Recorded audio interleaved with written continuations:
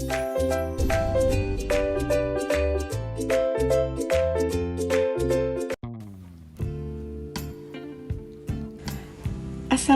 warahmatullahi wabarakatuh. Nama saya Aulia Firunia Gracia dan teman saya. Nama saya Muhammad Noval. Kita dari unit 209 Universitas Islam Indonesia. Nah, pada pertemuan kelima kali ini kami akan membahas bab 3 yang berjudul ketergantungan antar uang dan pengaruhnya terhadap kesejahteraan masyarakat. Nah, sebelum kita masuk ke materi, aku mau kasih tahu nih apa pentingnya pelajaran ini. Yang pertama, kita lebih tahu nih latar belakang perdagangan internasional. Yang kedua, kita lebih tahu makna-maknanya apa. Nah, dan yang ketiga, kita lebih tahu hambatannya sama manfaatnya. Supaya kita lebih mengerti konsep dari ekonomi kreatif itu sendiri. Terus yang kedua, supaya kita lebih memahami bagaimana cara untuk meningkatkan ekonomi kreatif tersebut. Nah, sekarang aku menjelasin nih, apa itu perdagangan internasional. Perdagangan internasional adalah jual beli barang atau jasa yang melibatkan dua negara atau lebih untuk kebutuhan bersama. Selanjutnya, kegiatan-kegiatan perdagangan internasional ada dua. Yang pertama, import dan ekspor. Kalau import disebut importir dan ekspor disebut eksportir. Import adalah memasukkan barang dari luar negeri. Kalau ekspor, mengeluarkan barang dari dalam negeri ke luar negeri. Manfaat dari perdagangan internasional. Yang pertama, meningkatkan devisa negara. Yang kedua, dapat memperoleh produksi dari luar negeri. Yang ketiga, kita dapat meningkatkan teknologi. Yang keempat, kita dapat memperluas pasar. Seperti itu. Selanjutnya, menjelaskan ini faktor-faktor pendukung dari perdagangan internasional. Yang pertama, ketersediaan sumber daya alam. Yang kedua, perbedaan faktor produksi. Yang ketiga, kebutuhan untuk memenuhi dari produksi dalam negeri. Selanjutnya, aku nerangin istilah-istilah yang biasanya ada dalam perdagangan internasional. Yang pertama, proteksi. Proteksi adalah kebijakan untuk melindungi produk dalam negeri. Yang kedua, kuota. Kuota adalah kebijakan untuk membatasi jumlah produk impor maupun ekspor. Yang ketiga, politik dumping. Politik dumping adalah kebijakan menjual barang di luar negeri lebih murah daripada dalam negeri. Seperti itu.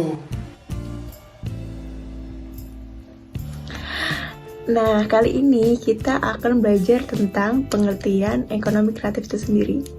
Ekonomi kreatif adalah mengembangkan suatu konsep yang berlandaskan sumber aset kreatif yang nantinya mampu untuk meningkatkan potensi ekonomi. Nah, seperti yang kita ketahui bahwa di Indonesia sendiri memiliki penduduk yang terbilang jutaan dan memiliki keanekaragaman sumber daya alam serta budayanya, sehingga dalam hal ini menjadikan modal untuk meningkatkan industri ekonomi. Kekayaan potensi sumber daya alam dari berbagai wilayah di Indonesia menjadikan fondasi untuk menumbuhkan ekonomi kreatif. Nah, terus bagaimana upaya yang dilakukan sistem ekonomi Indonesia untuk meningkatkan ekonomi kreatif? Sistem ekonomi di Indonesia memiliki acuan yang jelas pada Undang-Undang Dasar 1945. Yakni sistem ekonomi Pancasila. Sistem ekonomi Pancasila di dalamnya terkandung nilai-nilai demokrasi ekonomi. Nah, Kementerian Perdagangan melakukan upaya pengembangan ekonomi kreatif untuk mewujudkan strategi pemerintah dengan langkah sebagai berikut.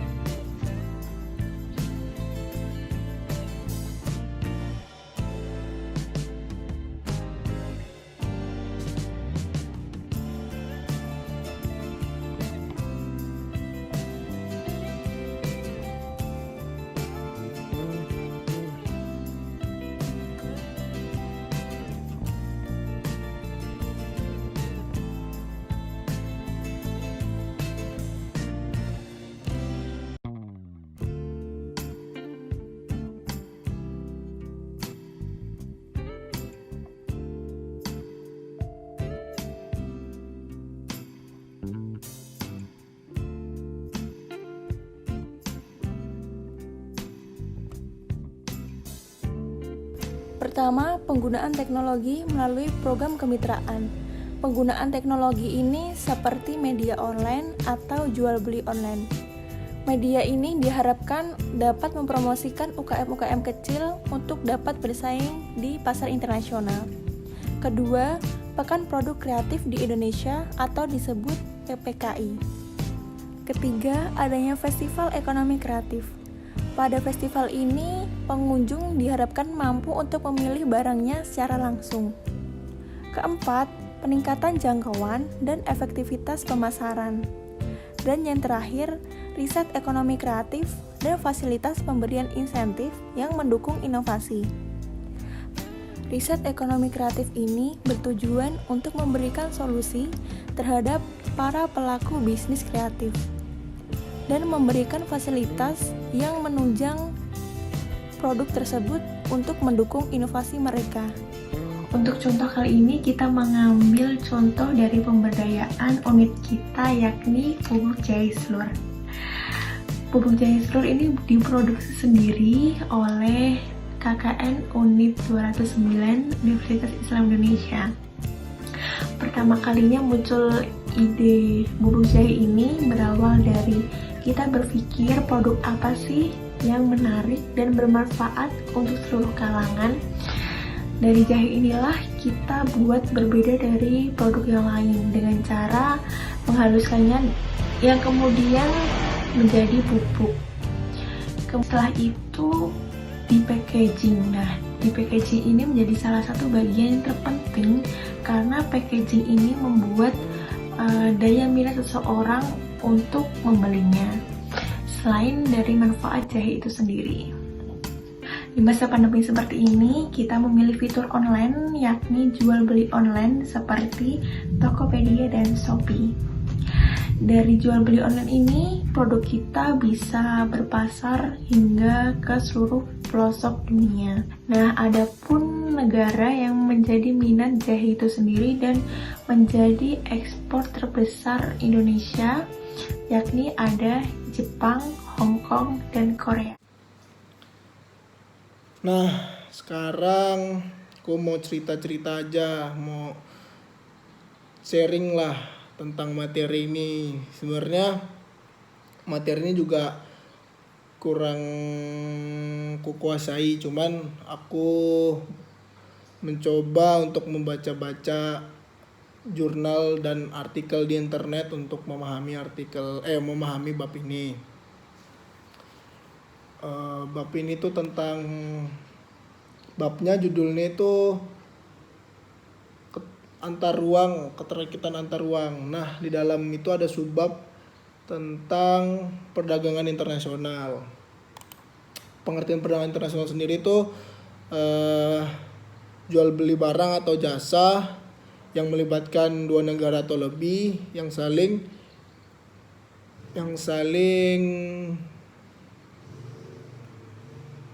menguntungkan untuk kebutuhan bersama. Kegiatannya itu ada ekspor, ada impor. Kalau impor ya kita menerima barang dari luar negeri. Kalau ekspor barang kita, produk kita dikirim ke luar negeri, itu ekspor.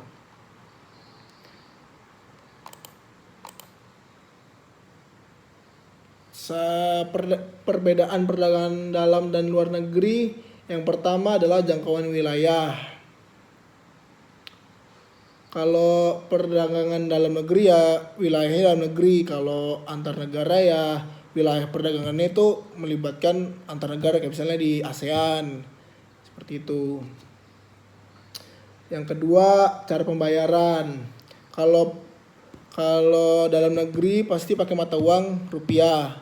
Kalau di luar negeri pasti acuannya dolar, karena acuan mata uang dunia ya dolar.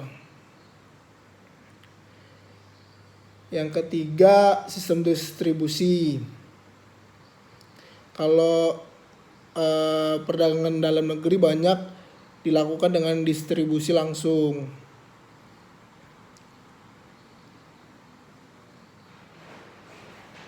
Yang keempat, peraturannya. Tentunya lebih rumit peraturan perdagangan antar negara karena banyak peraturannya lah.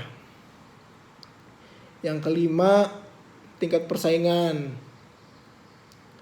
Persaingan antar negara itu ya pasti lebih ketat daripada dalam negeri kan, karena saingannya ya produk-produk antar negara seperti itu. Terus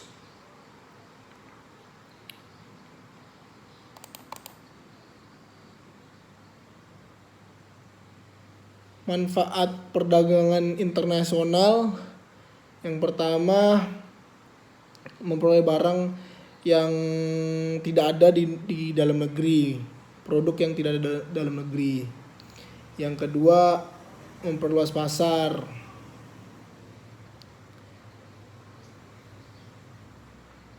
Adanya perdagangan internasional berarti kan pasar dalam negeri ini kita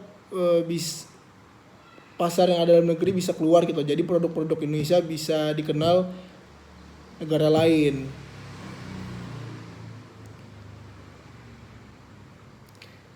Sama sumber devisa negara. Kalau produk kita dikirim ke sana pasti ada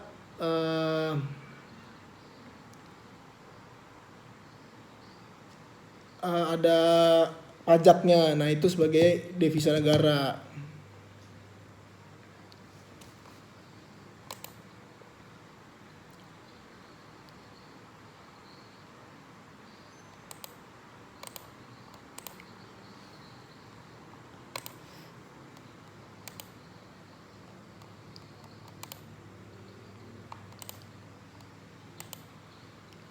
Nah, sekarang bicara tentang ekspor impor, produk yang ada di Indonesia ini bervariasi sih.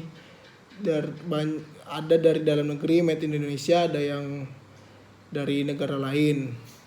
Cuman menurut saya sendiri rata-rata merek Indonesia ini sebenarnya bagus, cuman kalah brandingnya kurang. Kayak misal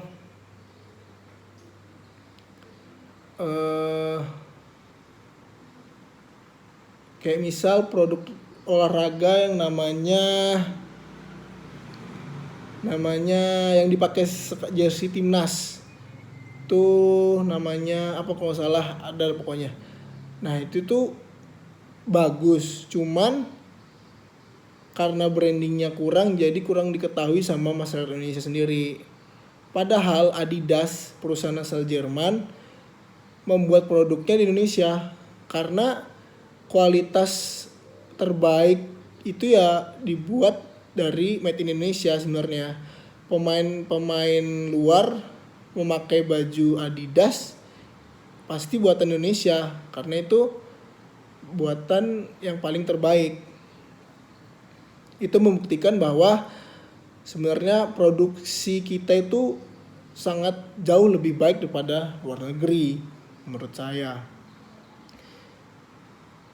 Cuman Indonesia belum mengimbangi kalau di bidang teknologi otomotif. Bidangnya otomotif, teknologi sangat kurang. Contohnya kalau di jurusan saya kan teknik mesin, banyak alat-alat di lab teknik mesin itu bukan buatan Indonesia, banyak kan buatan made in China, pokoknya luar lah, kayak CNC itu pasti bukan buatan Indonesia, buatan Korea, Jepang. Lalu HP, sekarang HP banyak buatan Cina kan, nggak ada yang menandingi brand luar Indonesia, belum ada. Otomotif juga banyak dari Jepang, dari Italia. Produk Indonesia kemarin SMK juga nggak tahu kemana jalan daknya, nggak tahu. mungkin di bidang militer sih kita kuat. PT Pindad Dirgantara itu udah mengekspor produknya kayak tank dan senjatanya udah keluar sih. Menurutku itu sih Indonesia kuatnya. Mungkin itu aja sharing sama cerita-cerita yang aku ketahui tentang materi ini. Terima kasih. Nah teman-teman, tak terasa kita sudah berada di penghujung pembelajaran materi hari ini. Kesimpulan dari pembelajaran materi kita hari ini, mengingat pada masa pandemi seperti ini, kita harus lebih memaksimalkan work from home. Kita harus berpikir ulang untuk meningkatkan perekonomian kita sendiri maupun negara. Pertama, kita harus mengembangkan konsep kreatif yang menjadi daya minat pembeli dan bermanfaat bagi masyarakat sekitar. Tidak hanya itu, produk kreatif inilah yang nantinya akan menjadi daya saing internasional. Ide kreatif inilah yang nantinya mampu untuk meningkatkan potensi ekonomi. Mengingat kembali bahwa sumber daya alam di Indonesia sangat bervariatif dan sangat banyak sekali. Sehingga dalam hal ini menjadi fondasi dan modal paling penting untuk dapat kita lakukan industri ekonomi. Namun sebelumnya perlu kita ingat bahwa produk kita harus didesain secara menarik dan berbeda dari yang lainnya. Yang pertama, kita harus melihat dan berpikir ulang untuk mendesain packaging. Dari packaging inilah daya tarik membeli masyarakat itu penting.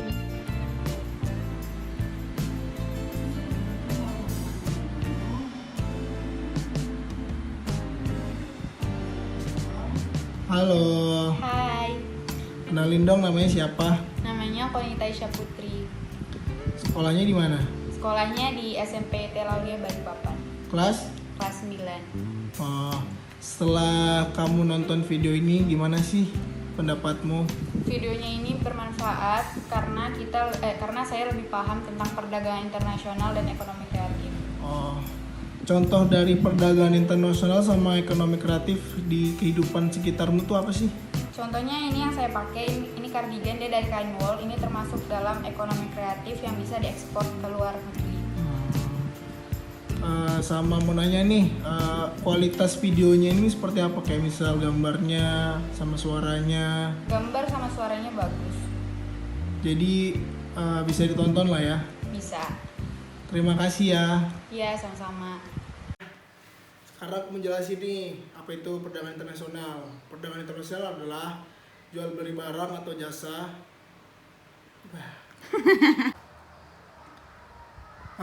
Saya akan kesempatan kali ini saya akan menjelaskan perdagangan internasional itu apa. Perdagangan internasional adalah kegiatan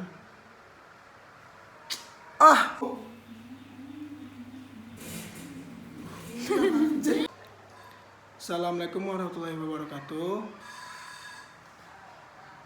Coba ada salum. Sereng. Nah, sebelum kita masuk ke pembahasannya, kita mau kasih tahu nih kenapa bab ini penting untuk dibahas. Assalamualaikum warahmatullahi wabarakatuh. Udah. Belum.